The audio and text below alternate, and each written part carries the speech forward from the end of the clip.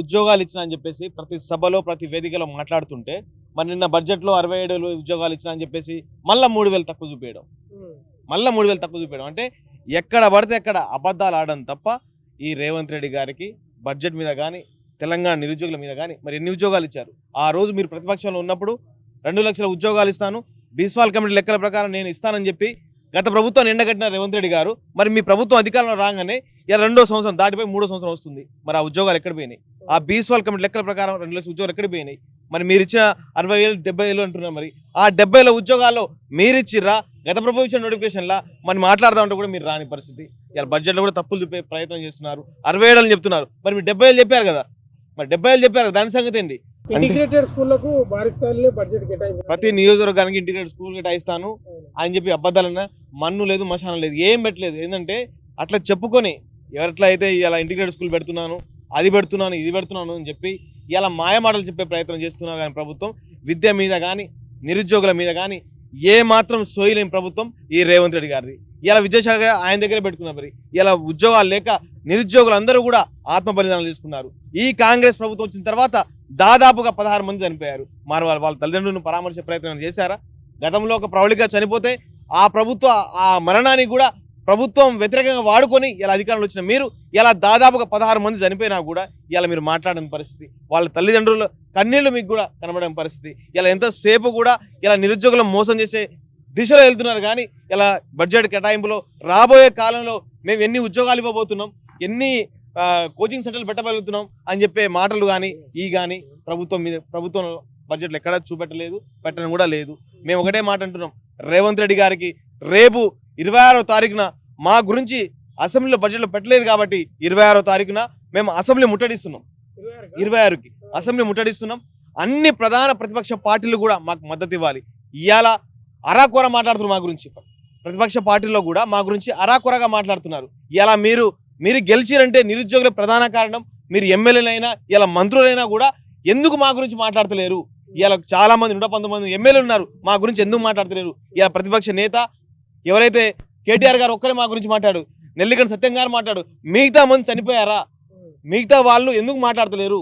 మా ఓటు వల్లనే మీరు అధికారంలో వచ్చారు విషయం మర్చిపోయి మాట్లాడుతున్నారు. కాబట్టి మా గురించి ఎవరైతే మాట్లాడతారో వాళ్ళ కృతజ్ఞత చెప్పుకుంటూ రేపు 26న అసెంబ్లీ ముట్టడి అనేది అన్ని ప్రధాన ప్రతిపక్షాలను కలుపుకొని ముందుకెళ్లే ప్రయత్నం చేస్తున్నాం. కవిత గారు మీకు మద్దతు ప్రకటించినట్టున్నా ఇంకా మిగతా వాళ్ళకి కూడా ఇంకేమైనా మద్దతు కోరే అవకాశం ఉందా? మీరు అన్ని ప్రధాన పార్టీలు జాగృతి కానీ, బీఆర్ఎస్ కానీ, బీజేపీ కానీ, ఇంకా అన్ని సిపిఐ, సిపిఎం కూడా తెలంగాణ రాష్ట్రంలో ఏ అయితే ప్రతిపక్ష పార్టీ ఉన్నాయో వాళ్ళందరి మద్దతు కోరుతూ ముందుకెళ్లే ఆలోచన మేము ఉన్నాం. ఇప్పుడు జాబ్ క్యాలెండర్ కూడా అక్కడ ఏపీ ఉన్నారు, మరి ఇక్కడ ప్రకటించకపోవడానికి ఏంది కారణం? ఇబ్బంది ఏమవుతుంది? ఇప్పుడు అదే అంటున్నాం.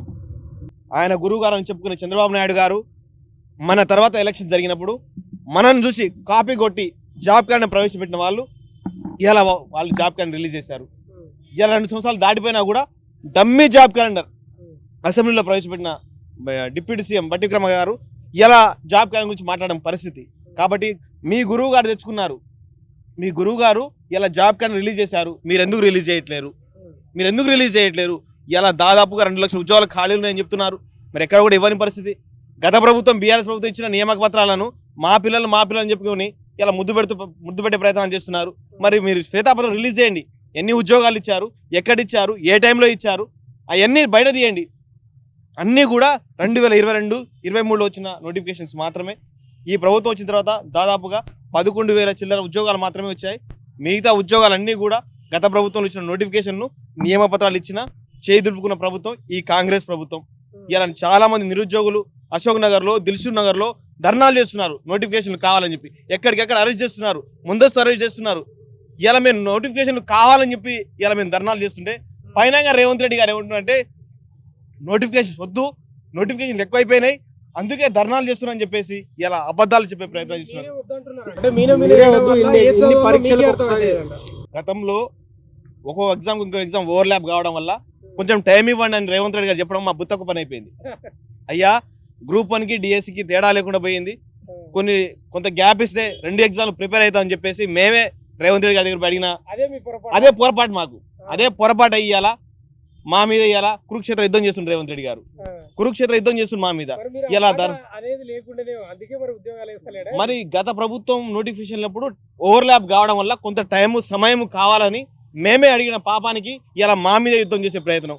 ఎక్కడ చూసినా కూడా ఇలా నోటిఫికేషన్ వద్దని ధర్నాలు చేస్తున్నారని, అశోక్ నగర్లో, దిల్సుఖ్ నగర్లో ఇలా వద్దని ధర్నాలు చేస్తున్నారని చెప్పేసి ఇలా మాట్లాడే పరిస్థితి ఉన్నారు. మీకు సిగ్గుందా ఏమన్నా? మేము రేవంత్ రెడ్డి అంటే రప్ప అనుకున్నాం, ఇంత సప్ప మనిషి అనుకోలే. తప్ప అనుకున్నాను. రప్ప అనుకున్నాం నిజంగా. మేము రేవంత్ రెడ్డి అంటే రప్ప ఆడిస్తాడు అనుకున్నాం, కానీ ఇలా సప్పగా మాట్లాడుతుండు. ఇలా సప్ప చేసి మా నిరుద్యోగులను కూడా నిండా ముంచే ప్రయత్నం చేస్తున్నారు. మీకు దమ్ము, ధైర్యం, చిత్తశుద్ధి ఉంటే మేము రాబోయే రోజుల్లో 26 తారీఖున అసెంబ్లీ ముట్టడి చేస్తున్నాం. నిజంగా మీరు ఎన్ని ఉద్యోగాలు ఇచ్చారనేది శ్వేతాపత్రం రిలీజ్ చేస్తే బాగుంటుంది. లేకపోతే మాత్రం రాబోయే రోజుల్లో అసెంబ్లీ ముట్టడితో పాటు అన్ని మంత్రులు, ఎమ్మెల్యేలు కూడా ముట్టడిస్తాం. ఇక రేపటి నుంచి అన్ని ప్రోగ్రామ్స్, అన్ని ప్రధాన ప్రతిపక్షాలను కలుపుకొని అన్ని వాళ్ళ ఇంటికి వెళ్ళి మా అభ్యర్థన ఘోషణను వినిపించే ప్రయత్నం చేస్తాము.